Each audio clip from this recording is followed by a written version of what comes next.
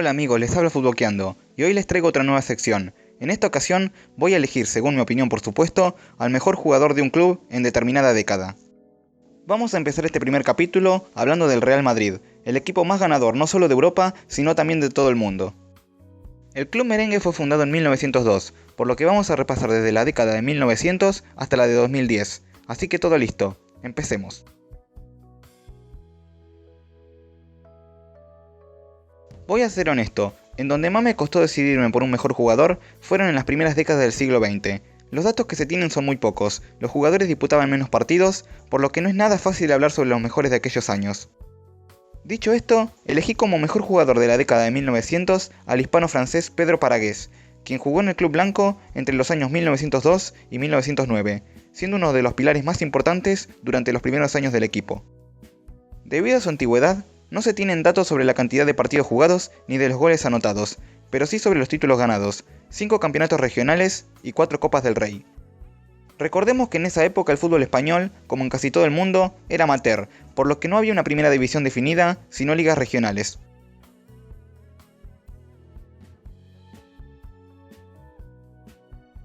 Para la década de 1910, les traigo un hombre que si les digo su nombre, seguramente ya lo conozcan bien, Santiago Bernabéu. El histórico presidente del club, y que cuyo nombre lleva el estadio, comenzó como jugador del primer equipo, estuvo allí entre 1914 y 1927. Bernabéu fue el primer gran jugador que tuvo el Real Madrid, se destacaba por ser un delantero goleador, en total jugó 79 partidos y marcó en 68 oportunidades. Parecen pocos los partidos jugados, pero hay que tener en cuenta que en esa época no se jugaban los partidos con tanto orden y frecuencia como ahora. Como futbolista, Bernabéu ganó un total de 9 títulos, pero por supuesto, es imposible no hablar de lo ganado como dirigente, un total de 31 trofeos, sin contar los amistosos.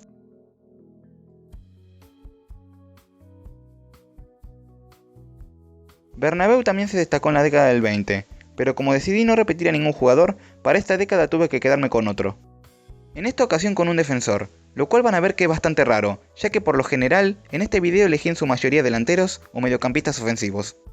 En fin, este defensa llamado Pedro Quesada jugó entre los años 1922 y 1936. A partir de 1928 además, se ganó ser el capitán del equipo. Tenía una gran pegada y era el especialista a la hora de anotar los penales.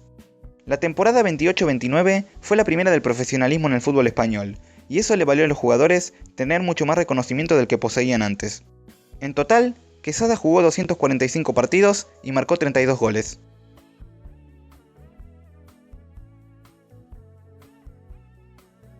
Para los años 30 me encontré con un dilema, ya que estuve entre dos jugadores. Por un lado, el legendario arquero Ricardo Zamora, quien jugó entre 1930 y 1936 en el Real Madrid. Zamora es considerado uno de los mejores, si no el mejor, arquero en la historia del fútbol español, por eso lo destaco en esta lista.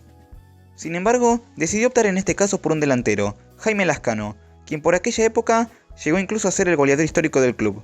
Surgido en el Osasuna, Lazcano llegó al Real Madrid en 1928 y permaneció allí hasta 1935. Fue el goleador del equipo durante los primeros años del profesionalismo.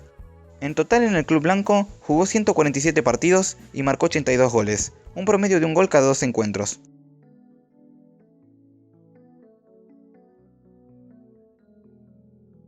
La década del 40 fue quizás la más complicada para la Casa Blanca. Si hablamos de primera división, a lo largo de esta década no pudieron ganar ningún título. El jugador que elegí en este caso fue el delantero Sabino Barinaga, quien tuvo 2 etapas por el Madrid, la primera entre 1939 y 1941.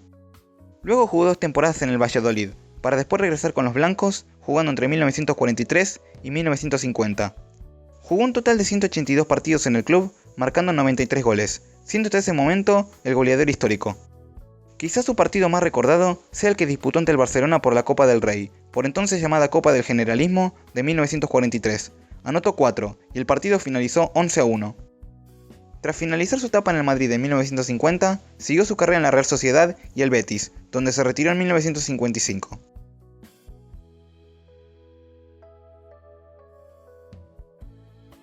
Los 50 fueron los años de resurgimiento del club madridista. Mucho de esto tuvo que ver el ahora presidente Santiago Bernabéu, quien en 1953 realizó un fichaje estrella, logrando contar con los servicios de Alfredo Di Stéfano.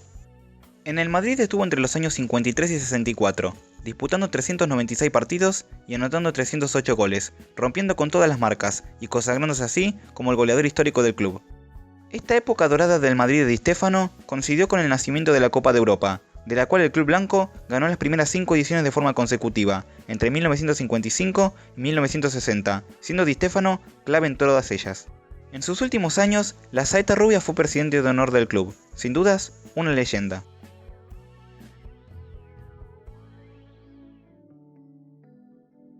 Los años 60 fueron casi tan exitosos como la década anterior, las épocas del Madrid Yeye, que arrasó en cuanto a ligas y obtuvo la Copa de Europa de 1966. Una de las figuras de aquel equipo fue Francisco Paco Gento, quien ya había sido parte del equipo multicampeón de Europa en los 50 junto con Di Stéfano, y que en la década siguiente aportó toda su experiencia para ganar de nuevo la competencia en el 66, siendo así el único jugador hasta el momento en ganar 6 Copas de Europa. Un extremo que se destacaba por ser muy rápido, su carrera en el club madridista comenzó en 1953 y finalizó en 1971, disputando 601 partidos y marcando 182 goles.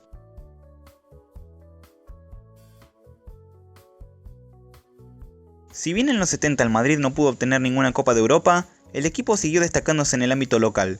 Uno de los jugadores más importantes por aquellos años fue el delantero Santillana. Jugó para los blancos entre 1971 y 1988, disputando 645 partidos y marcando 290 goles, posicionándose en aquel momento como el segundo máximo goleador del club, quedándose muy poco de las cifras que ostentaba Alfredo Di Stéfano.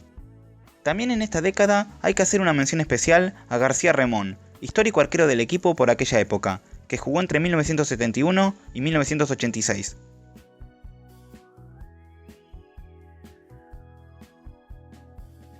Pasamos a los 80, otra década en la que el Madrid no pudo conseguir la tan ansiada Copa de Europa, aunque sí pudo quedarse con un par de copas de la UEFA. Este gran equipo fue conocido como la Quinta del Buitre. El nombre fue debido a una de sus figuras, Emilio Butragueño. El Buitre jugó para los blancos entre 1983 y 1995, disputando 463 encuentros y anotando 171 goles. Hubo muchos jugadores en esa época para destacar también, como el defensa Manolo Sanchís, que jugó toda su carrera en el club, entre el 83 y el 2001.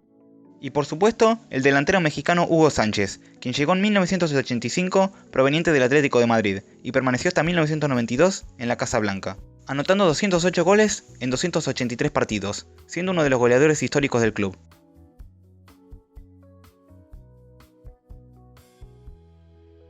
Pasamos a los 90, una década bastante complicada para el club. Si bien tuvo jugadores destacados como Hierro, Zamorano o Laudrup, no se consiguieron los resultados esperados. La esperanza del equipo a futuro se encontraba en la cantera. Este era Raúl González Blanco, un goleador de raza que jugó para el Madrid entre 1994 y 2010. Ganó un total de 16 títulos con el club, entre los que se encuentran 3 Champions League y anotó 323 goles en 741 partidos, convirtiéndose en aquel momento como el máximo goleador en la historia del club, superando así a Di Stéfano.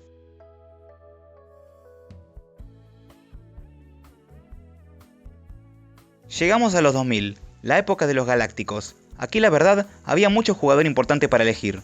Ronaldo, Figo, Beckham, en fin, jugadores muy talentosos que armaron un equipo de ensueño. Pero a la hora de elegir al mejor, decidí quedarme con el francés Zinedine Zidane. El actual entrenador del club jugó para la Casa Blanca entre los años 2001 y 2006.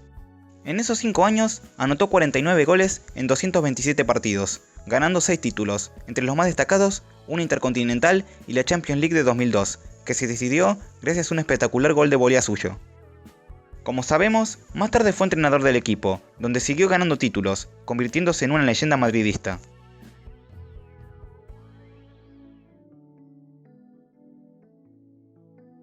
Y finalmente, llegamos a la última década, la del 2010, y si bien al igual que la anterior, hubo una gran cantidad de jugadores para elegir, es imposible no quedarse con Cristiano Ronaldo. Todos lo conocemos, uno de los 2 mejores jugadores del mundo de la última década y de la actualidad. El portugués llegó al Madrid en 2009, proveniente del Manchester United, donde allí también había hecho historia. En cuanto a títulos con el equipo, ganó de todo, 4 Champions League, misma cantidad de mundiales de clubes, 3 Supercopas, en fin, muchísimo. Y en cuanto a goles, oh Dios mío, rompió absolutamente con todas las marcas. En 438 partidos en el club, anotó 450 goles, un promedio de más de un gol por partido. Está de más decir que superó a Raúl, y es en la actualidad el máximo goleador histórico del club. Su paso por el Madrid terminó tras ganar la Champions League de 2018, cuando decidió ponerle fin a su carrera en la Casa Blanca para continuar en la Juventus de Italia. Y con eso, amigos, llegamos al final. Sé que soy un poco pesado diciéndolo, pero siempre es bueno aclararlo. Esta es solo mi opinión personal. Respeto sus opiniones si ustedes deciden poner a otro jugador como el mejor en determinada década. Pero antes de irme, quiero hacerles una pregunta. ¿Qué jugador del equipo actual crees que tiene potencial para convertirse en el mejor jugador del Real Madrid en la década del 2020? ¿O quizás crees que ninguno de ellos lo será y por lo tanto el mejor resultará ser un jugador que compren a futuro? En fin, leeré sus opiniones, así que eso es todo por hoy. Si les gusta esta idea, lo haré con otros clubes. Ahora sí, yo me despido. Les habló Futbolkeando y hasta la próxima.